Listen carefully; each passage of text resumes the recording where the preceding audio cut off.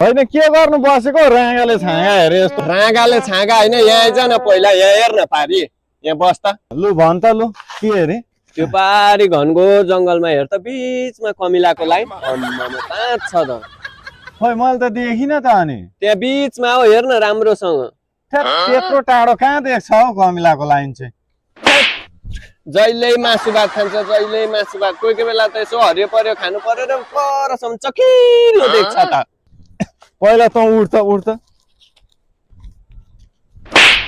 तँलाई पनि पक्लै बनाएछ घामले। त्यो पारी कमिला हिँडेको चाहिँ कसरी देख्छ? अलिक दिनमा तैँले यो खोलामा माछा पनि क्या हो यहीँबाट यसो गरेर हेर्दै खोलाको माछा देख्छ।